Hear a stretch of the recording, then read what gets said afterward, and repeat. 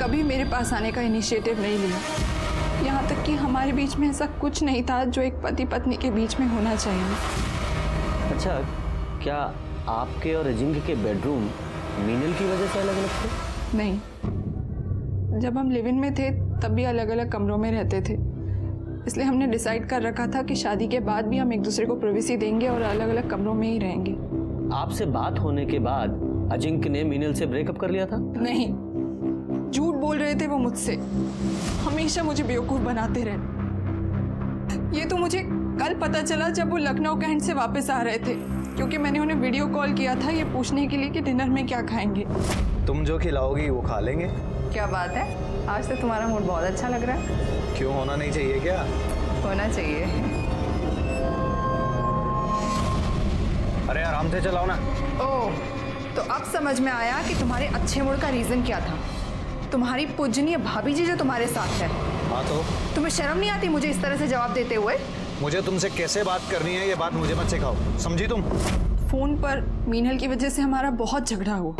मैंने तो ये भी सुना था कि मीनल का जो 6 साल का बच्चा है नीलेश, वो तुमने जिस चीज के लिए अपने पिताजी से लड़ाई करी आज खुद भी वही कर रहे हो। क्या सीखा उनसे कि शादी के अलावा नाजायज बच्चे कैसे पैदा करते हैं? क्या बकवास कर रही है? तुझे मेरी नहीं दूसरों की बात पर भरोसा है? मतलब नीलेश तुम्हारा बेटा नहीं है?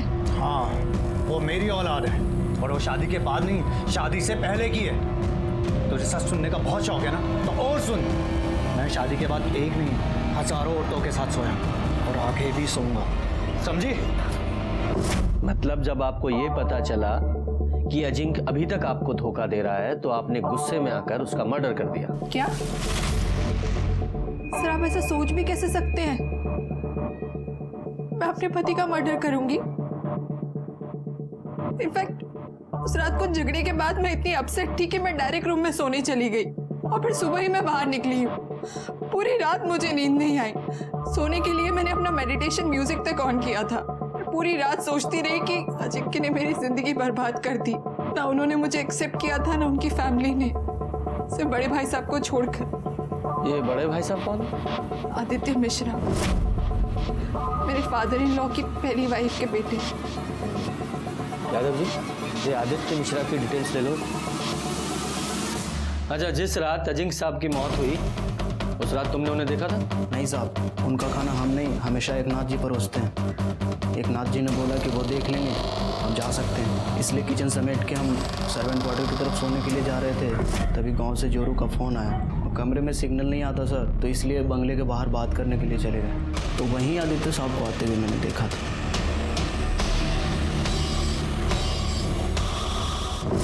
ये आदित्य कितने बजे आए थे? 11 बजे के आसपास आया हूँ सर। और वापस कितने बजे गए? वही आधे घंटे के बाद 11:30 बजे के आसपास। यकीन से कह सकते हो कि वो हड़बड़ी में निकले थे, मतलब जल्दबाजी में थे? हाँ साहब, वो एकदम हड़बड़ी में थे और तेज़ी से निकल गए। अच्छा, उस रात वो अजिंक्य से मिले थे? कुछ झगड़ा वगैरह हुआ था आपस में दोनों का? साहब, हम बाहर हेडफोन लगा के अपनी जोरों से बात कर रहे थे, इसलिए अंदर का कुछ सुना नहीं। और अजिंक्य बाबा से तो हम कोसों दूर रहते थे साहब। वो बहुत बकलोल आदमी थे। उनकी माताजी भी उनके पीने और बुरी आदतों से परेशान रहती थी। हम एक दिन अपने कानों से सुने थे, वो बोल रही थी कि उसको भगवान उठा ले तो सुकून मिले। यादव जी सर, इसकी डिटेल्स ले लो। और ये आदित्य को पुलिस स्टेशन बुलाओ पूछताछ के लिए। ठीक है सर। पोस्टमार्टम रिपोर्ट का क्या हुआ? कल तक आ जाएगी सर।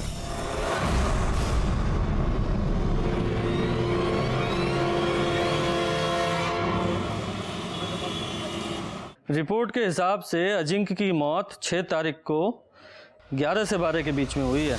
हाँ सर, और बॉडी को सबसे पहले एकनाथ ने देखा था दोपहर 3 बजे के आसपास, ऑलमोस्ट 15 घंटे बाद। ब्लड में अल्कोहल की भारी मात्रा भी है, गले पे खरोंच के निशान भी। सर हो सकता है कि पहले उसका गला दबाकर उसे मारने की कोशिश की गई हो, दोनों के बीच स्ट्रगल हुआ हो और इसी वजह से किलर के नाखूनों में विक्टिम की स्किन फंस गई हो। हाँ, लेकिन इस बिना पे किलर को ढूंढना बहुत मुश्किल है। ऑलमोस्ट 2 दिन हो गए।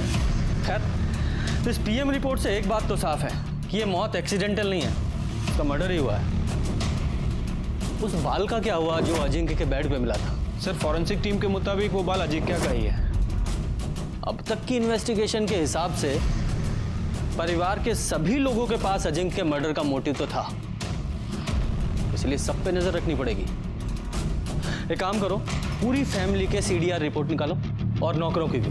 ठीक है सर, आदित्य मिश्रा 6 तारीख से लापता है और उसका फोन भी नॉट रीचेबल है।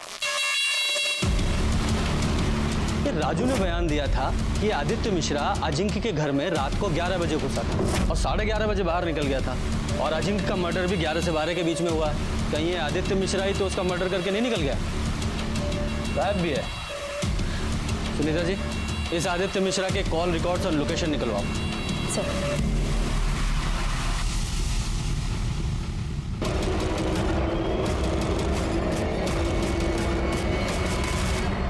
अजिंक्य मिश्रा मर्डर केस में पुलिस के हाथों अब तक कोई सबूत नहीं लगा। अजिंक्य मिश्रा यशवंत मिश्रा के बेटे थे, जिन्होंने जीते जी अपने पिता का नाम पाने के लिए संघर्ष किया। पूरे देश की नजर इस केस पर है। क्या अजिंक्य मिश्रा को इंसाफ मिलेगा या नहीं? इन प्रेस वालों को क्या लगता है कि आज क्राइम हुआ और कल सॉल्व हो जाएगा? यादव जी, ये प्राजक्ता पर एकनाथ और रोहिणी दोनों ने शक जाहिर किया है, लेकिन इस घर के कुक राजू ने रोहिणी पर भी शक जाहिर किया है कि उसका इन्वॉल्वमेंट भी हो सकता है। ये प्राजक्ता से तो हम मिल नहीं आए, यार इस रोहिणी से भी पूछताछ करते हैं। प्राजक्ता बहुत ही कमीनी और चालाक औरत है। सबसे पहले तो उसने मेरे बेटे से बात की कि वो उसे पार्टी से इलेक्शन लड़ने के लिए टिकट दिलवाए। जब बेटे ने मना कर दिया तो इस लड़की ने पता है क्या किया, ये सीधा जाके हमारे पार्टी के सीनियर से मिल गई। जाहिर सी बात है, सीनियर ने उसकी शिकायत की अजिंक्य से। बहुत झगड़ा हुआ दोनों का, और प्राजक्ता ने उसे माफी मांगने के बजाय ये लड़की हमारे अपोजिट पार्टी से शामिल हो गई। देखिए, मैंने पहले भी आपसे कहा था और आज फिर वही बात कर रही हूं, आप सीधा जाके प्राजक्ता को अरेस्ट कीजिए, समझे आप? उसने मेरे बेटे को मारा है। उसने मारा है या आपने? क्या बकवास कर रहे हैं आप? अरे बेटा था वो मेरा। हाँ, वही बेटा जिसकी शराबखोरी, अलग अलग औरतों के साथ नाजायज संबंधों, पार्टी में उसकी इमेज खराब और टिकट ना मिल पाने के कारण आप परेशान थी, उसी बेटे की बात कर रहा हूँ। हाँ थी, मैं परेशान थी, पर इसका मतलब ये नहीं कि मैं अपने ही बेटे का मर्डर कर दूं। 6 तारीख की शाम से रात तक आप कहाँ थी? हाँ, 6 को मैं अपने बेटे के साथ लखनऊ कैंट से वापस आ रही थी। हमारे पार्टी की एक मीटिंग थी। रास्ते में मेरे बेटे को प्राजक्ता का फोन आया। पता नहीं क्या बात थी, लेकिन उन दोनों में बहुत झगड़ा हुआ। बहुत गुस्से में था अजिंक्य तक। फिर उसने मुझे घर ड्रॉप कर दिया और वो चला गया। प्राजक्ता ने इसलिए झगड़ा किया क्योंकि मीनल आप लोगों के साथ थी। हाँ तो फर्क क्या पड़ता है उससे? ये प्राजक्ता है ना, उसे पहले से पता था कि अजिंक्य अपने भाभी को बहुत मानता है, उनको आदर देता है, सम्मान देता है। अब अगर किसी की दिमाग में गन घुसी हो ना, तो उसे कोई कुछ नहीं कर सकता। लेकिन प्राजक्ता का कहना तो यह है कि उसने अजिंक्य और मीनल को एक साथ बेड पर देखा था, और अजिंक्य ने एडमिट भी किया है कि नीलेश उसका और मीनल का बेटा है। छी छी छी छी छी छी छी, मरे हुए इंसान के बारे में इतना गंदा कैसे कोई बोल सकता है भला? और आप भी इंस्पेक्टर, उसकी ये सब बेतों की बातों पे आप भरोसा कर रहे हैं? देखिए मैडम, हम सिर्फ अपना काम कर रहे हैं। अच्छा ये बताइए, 6 तारीख को आप लोग जब लखनऊ कैंट से लौटे तो पहले आपने मीनल को काकोरी नगर छोड़ा, उसके बाद आप लोग घर आ गए, है ना? जी नहीं, उस रात मीनल यहीं रुकी थी मेरे साथ मेरे घर पे। दूसरे दिन सुबह वो काकोरी नगर के लिए चली गई। वो बेचारी तो मेरी तरह सदमे में है। उसे तो विश्वास ही नहीं हो रहा है कि अजिंक्य अब हमारे बीच में नहीं है। मुझे एक बात समझ में नहीं आ रही है, आप इन सब फालतू बातों में वक्त बर्बाद करने के बजाय आप मेरी बात क्यों नहीं सुन रहे? आप जाकर प्राजक्ता को अरेस्ट क्यों नहीं कर रहे हैं? हमें आपकी बातों को फॉलो नहीं करना है, लॉ को फॉलो करना है, और जरूरत पड़ी तो दोबारा आपसे मुलाकात होगी।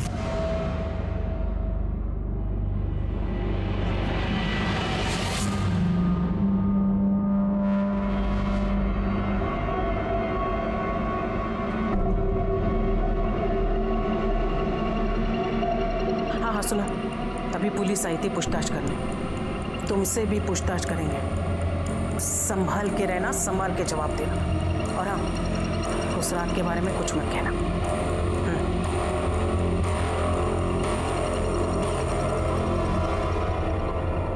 यादव जी सर, ये रोहिणी बार बार प्राजक्ता को ब्लेम कर रही है, इसका कोई तो रीजन होगा। कुछ तो है जो इस फैमिली में चल रहा है। इस रोहिणी की स्टोरी को भी क्रॉस चेक करना पड़ेगा। और ये अजिंक की भाभी मीनल, इससे भी मिलते हैं, पता तो चले कि ये प्राजक्ता झूठ बोल रही है सच।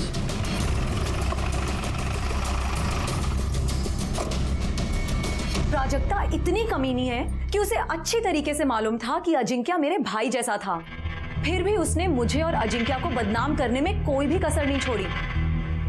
और उसका साथ दिया उस आदित्य ने, क्योंकि उसे अचानक से आया ये नया भाई बर्दाश्त नहीं हो रहा था ना, जो उसकी प्रॉपर्टी में आधे का हिस्सेदार बन गया था। नीलेश अजिंक्य का बेटा है, ये अफवाह भी उसी ने फैलाई थी। इससे मेरी शादी तो टूटने के कगार पर थी ही, अजिंक्य के घर की शांति भी चली गई। लेकिन आदित्य ऐसा क्यों करेगा? क्योंकि वो अजिंक्य का पॉलिटिकल करियर बर्बाद कर देना चाहता था। एक बात बताइए, 6 तारीख को आप अजिंक्य के साथ लखनऊ कैंट क्यों गए? क्योंकि वो चाहता था कि मैं उसके साथ जाऊं। मेरे साथ वो रिलैक्स फील करता था और उसका असर भी हुआ।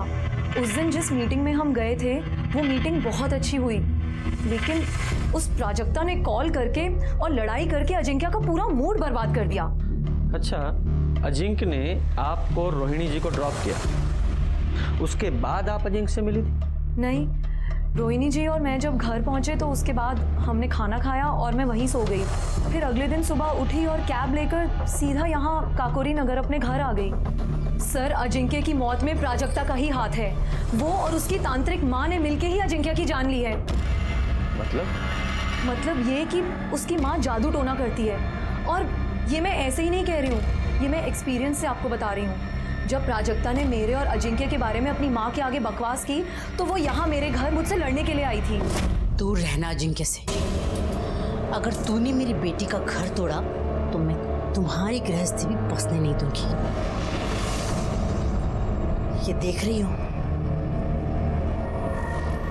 इसमें तुम्हारी जान बसी है।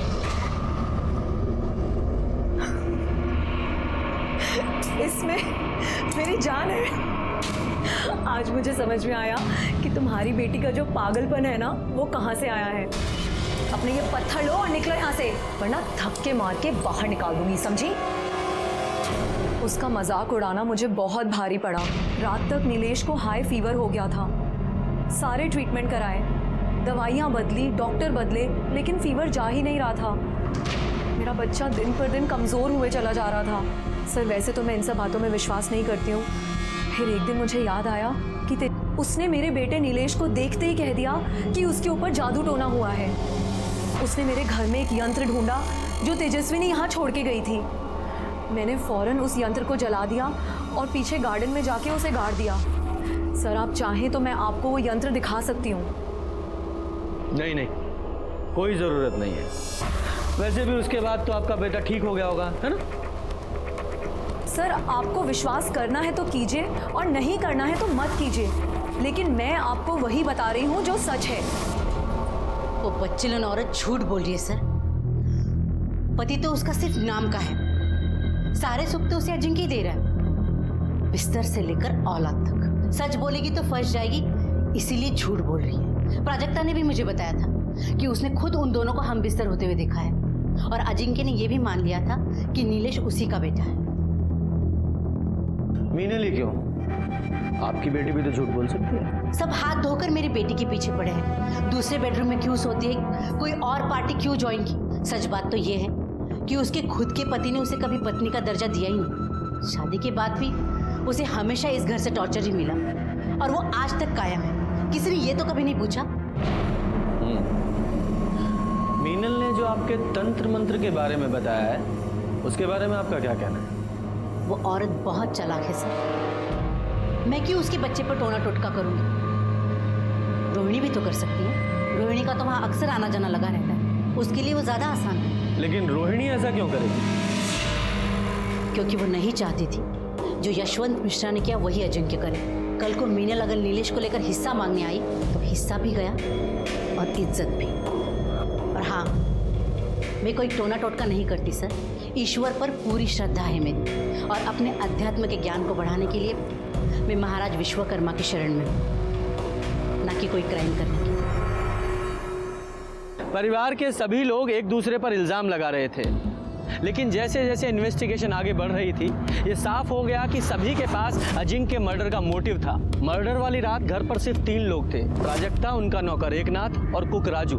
राजू नया था और उसकी ड्यूटी सिर्फ किचन तक थी, इसलिए वो प्राइम सस्पेक्ट नहीं था, लेकिन फिर भी हमने उसे क्लीन चिट नहीं दी थी। लेकिन एकनाथ वो पुराना और वफादार नौकर था, उसके ऊपर बहुत सारी जिम्मेदारियाँ थी, और जिसमें से एक जिम्मेदारी सीसीटीवी फुटेज की भी थी। इसलिए हमने सोचा कहीं उसने रोहिणी या आदित्य के कहने पर ही तो अपनी वफादारी दिखाने के लिए अजिंक्य को नहीं मार दिया। और तभी हमें अजिंक्य के मेन गेट की सीसीटीवी फुटेज में कुछ पॉसिबिलिटी नजर आई। ये देखिए सर, ये रात 10:30 बजे का फुटेज है। 10:30 बजे कैमरा बंद होता है और 10:32 पे दोबारा स्टार्ट होता है। मतलब 2 मिनट के लिए कैमरा बंद था। और ये देखो, राजू फोन पे घर से बाहर निकल रहा है बात करते हुए, और ये आदित्य ये अंदर जा रहा है। क्या टाइम है? 11 बजे। आगे करो। 11:28 पे ये बाहर निकल रहा है। एक और बात सर, ये देखिए, ये रात 12:30 बजे का फुटेज है। 12:30 बजे कैमरा ऑफ होता है और 12:45 पे दोबारा ऑन होता है। दोबारा ऑफ किया गया 15 मिनट के लिए, और पहली बार 2 मिनट के लिए। ये दोनों बार सीसीटीवी किसने ऑफ किया होगा? घर में तो 3 ही लोग थे, प्राजक्ता, एकनाथ और राजू। यादव जी, हो सकता है इन्हीं कुछ मिनटों में इस केस का सॉल्यूशन छुपा हो। अब मानते हैं कि सीसीटीवी की जिम्मेदारी हमारे ऊपर थी साहब, लेकिन हमको नहीं पता कि कैमरा ऑन ऑफ कब हुआ सर। हमने देखा नहीं क्योंकि ऐसा पहले कभी हुआ नहीं सर। ठीक है, तुम्हारी बात मान लेते हैं कि तुम्हें नहीं पता चला कि सीसीटीवी कैमरा कब ऑन ऑफ हुआ, लेकिन तुम्हें यह तो अच्छी तरह पता था कि उस रात आदित्य घर आया था और आधे घंटे रुका था। ये बात पुलिस से क्यों छुपाई? और तूने अजिंक्य को अकेले मारा या आदित्य के साथ मिलकर मारा? और ये आदित्य कहाँ है? नहीं सर, हमने किसी का मर्डर नहीं किया साहब। हम सच कह रहे हैं, हमने किसी का मर्डर नहीं किया। देख, सच सच बता दे, आदित्य वाली बात क्यों छुपाई? वरना ईमानदारी दिखाने लायक तू नहीं रहेगा। बोल। आदित्य बाबा वो रात को 11 बजे आए थे सर। एकनाथ जी, मीनल को यहाँ बुलाओ अभी के अभी। अजिंक्य बाबा को बुलाने चले गए। हम जब मीनल को बुला के आए तो आदित्य बाबा बाहर आए और बोले कि अजिंक्य बाबा नशे में दूध थे, उठ नहीं रहे। इतने में मीनल आ गई तो वो मीनल से बोले कि अजिंक्य बाबा को उठा कर ला। तभी पीछे दरवाजे से कुछ आवाज आई तो मीनल आई है यहाँ? जी, वो अजिंक्य बाबा के रूम में गई।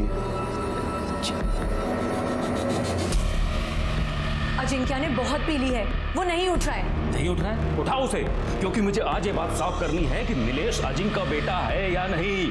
उससे क्या पूछना है, मैं ही बता देती हूँ। नीलेश अजिंक्य का ही बेटा है और इस प्रॉपर्टी में बराबर का हकदार भी है, और मेरे बेटे को उसका हक लेने से कोई भी नहीं रोक सकता। तुम भी नहीं, समझे?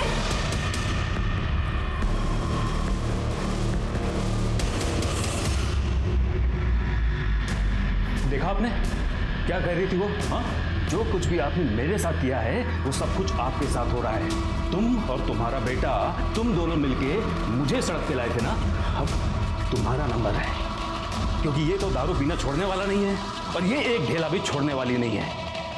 यही है कर्मा, अब भुगतो।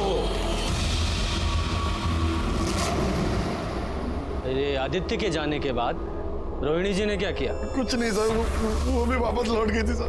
साहब हमने कुछ नहीं किया सर। गुप्ता जी, सर इसे लेके जाओ और इसकी खातिरदारी कर लो। हमने कुछ नहीं किया साहब। हमारी यादव जी, रोहिणी और मीनल दोनों को पुलिस स्टेशन बुलाओ, और इस केस की जड़ तक पहुंचने के लिए इस आदित्य का मिलना बहुत जरूरी है।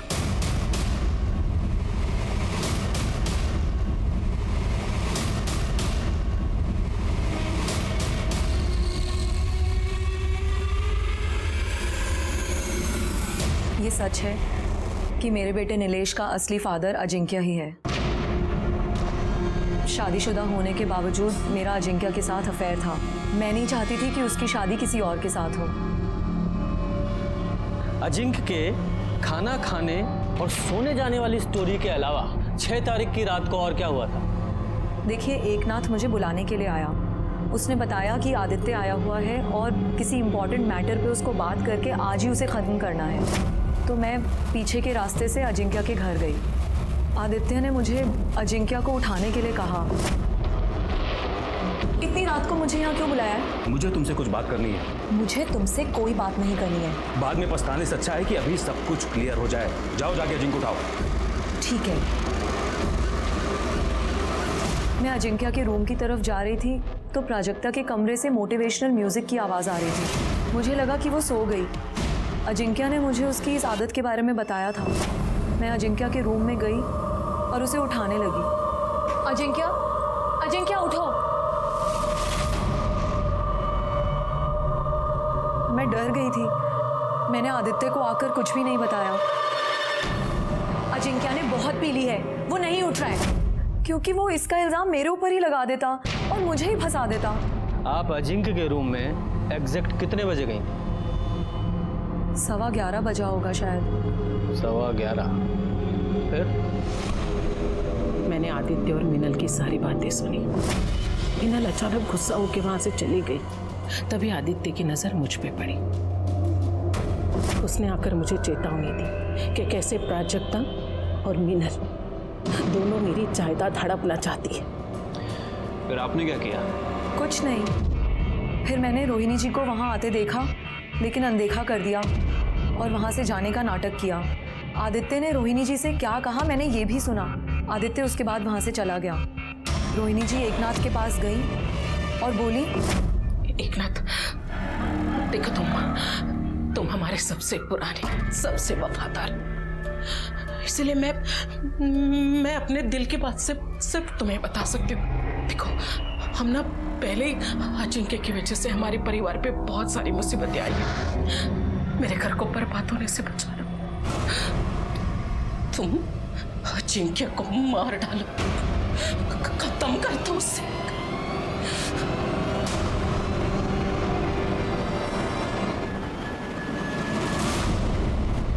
तो तुम्हारी इस कहानी के अनुसार रोहिणी एकनाथ से एक मरे हुए आदमी को मारने के लिए कह रही थी? मैं कहानी नहीं बना रही हूँ सर, मैं सच कह रही हूँ। यादव जी, अगर इस मीनल की बात माने कि उसने रोहिणी को एकनाथ से यह कहते सुना कि एकनाथ जाकर अजिंक्य को मार दे, तो ये बात सही नहीं लगती। क्योंकि जिस समय वो कह रही थी उस समय तक तो अजिंक्य मर चुका था। इसका मतलब रोहिणी या एकनाथ दोनों में से कोई मर्डर नहीं हो सकता, क्योंकि उस समय तक तो अजिंक्य मर चुका था। अब घर में बचे 3 लोग, प्राजक्ता, आदित्य और खुद मीनल। सर, मिश्रा फैमिली के कॉल रिकॉर्ड्स आ गए। सर, बाकी सब में तो कुछ खास नहीं मिल रहा है, लेकिन सर मिश्रा हाउस के लैंडलाइन से रात को 10:30 और 2 बजे 2 कॉल्स किए गए हैं। और ये कॉल्स जिन्हें किए गए हैं वो काफ़ी इंटरेस्टिंग है। देखिए। यादव जी, आप भी देखिए। उठाओ इसे। तब तक हम प्राजक्ता से बात करते हैं। ठीक है सर।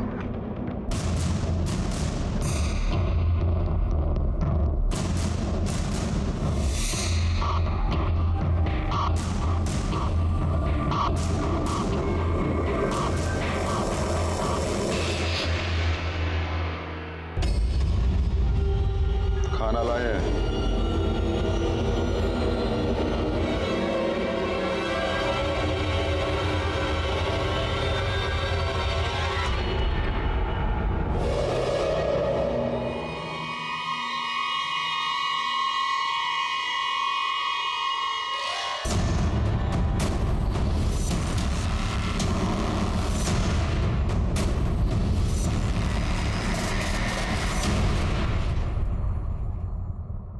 प्राजक्ता की माँ तेजस्विनी ने मुझे फ़ोन किया था कि अजिंक्य ने कन्फेस किया है कि नीलेश उसका बेटा है, और मुझे पता था कि मीनल रोहिणी के घर में रुकी हुई है।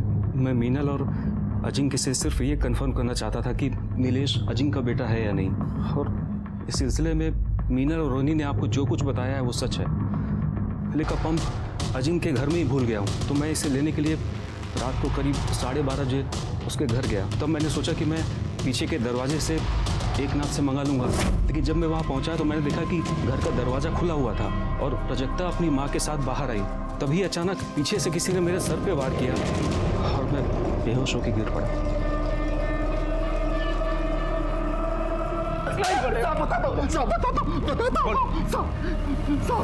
हम नीचे थे, जैसे मैडम का गाड़ी में इंतजार कर रहे थे तभी आदित्य उन पर किसी बात को लेकर चिल्ला रहा था।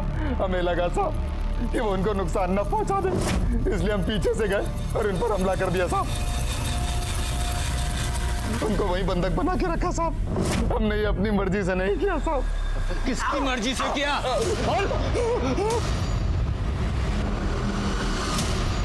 तो 6 तारीख की रात को आप अजिंक के यहाँ गई थी, है ना? गई थी। मेरी बेटी दुखी थी और उसे सहारा देने के लिए मैं गई। मीनल अजिंक्य पर दबाव बना रही थी कि वो नीलेश को अपना वारिस बना दे, वरना वो सबको सच बता देगी। प्राजक्ता की तो खुद की औलाद ही नहीं थी। शादी के बाद उस कमरे ने उसे एक बार भी हाथ नहीं लगाया। प्राजक्ता समझ चुकी थी कि अजिंक्य से उसे एक फूटी कौड़ी भी नहीं मिलेगी। आप वहाँ कितने बजे पहुँचे? करीब 10:30 बजे। और वापस कितने बजे लौटे? 12:30 बजे। हाँ, इसका मतलब प्राजक्ता ने 10:30 बजे और 12:30 बजे सीसीटीवी कैमरा ऑफ कर दिया ताकि बाद में किसी को भी पता ना चले कि आप वहाँ गई थी। 12:30 बजे जब मैं वहाँ से निकली, घबरा मत, किसी को कुछ नहीं पता चलेगा कि ये सब हमने किया है। और वैसे भी इस सारी प्रॉपर्टी पर तुम्हारा ही हक है। उस अजिंक्य को तो मरना ही था, नहीं तो वो मीनल और उसका पिल्ला सब कुछ हत्या लेते। अच्छा, तुम लोगों ने अजिंक्य को मार दिया, वो भी जायदाद के लिए? लेकिन ये जायदाद तुम लोगों को मिलेगी नहीं। मैं पुलिस को सब कुछ बताऊंगा। मैंने संतोष को कहा था कि उसे कुछ दिन के लिए बंधक बना के रखे। उसके बाद मैं उस पर मंत्र फूंकने वाली थी, उससे उसकी याददाश्त चली जाती और वो सब कुछ भूल जाता।